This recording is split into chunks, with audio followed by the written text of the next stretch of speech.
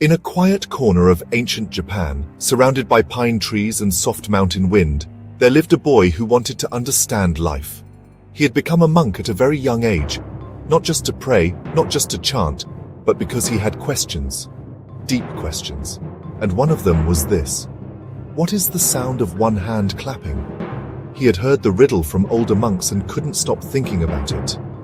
One morning, he walked slowly across the wooden temple floor and approached the head monk, a Zen master known for his silence and wisdom. With a respectful bow, the boy asked, "Master, what is the sound of one hand clapping?"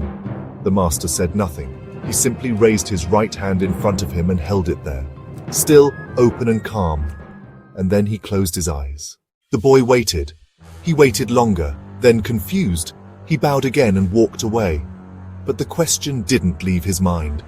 Later that night, he sat in his tiny wooden room and held out one hand in front of him, just like the master did. He moved it. He waved it quickly. He even struck it softly against his other arm. Still, there was no sound and no answer. Frustrated, he muttered to himself, "Maybe the master didn't hear me, or maybe it's a trick." So the next day, he asked again, and once again, the master simply raised one hand and remained silent. This time the boy bowed and left, but he felt angry. Why won't he just tell me the answer? He thought. Why is he always silent? Days passed. He tried everything. He clapped one hand against a table. He clapped it against a door. Still, nothing made sense. Then, one evening, he gave up. He went outside, sat under a tree and listened. Not for an answer, but for a break from his thoughts. And that's when he began to notice things he hadn't before.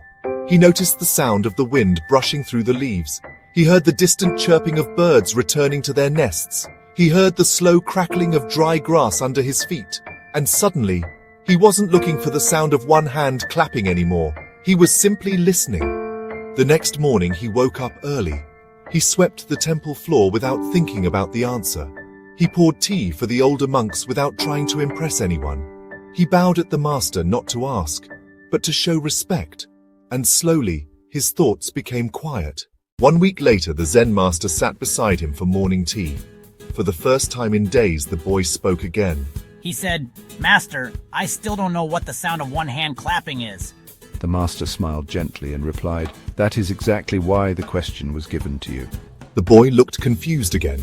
So the master added, "Some questions are not there to be answered. They are there to change the way you see, the way you listen, and the way you live." The boy didn't speak. He simply looked down at his hand, open, still, and quiet. And in that moment, he understood something he couldn't explain. The sound of one hand clapping is not a sound at all. It's a doorway, a reminder to go beyond logic and enter awareness. Some questions are not puzzles. They are mirrors. And in stillness, even silence can speak. If this story stirred something inside you, subscribe to the Nirvana Stories for one peaceful tale every single day.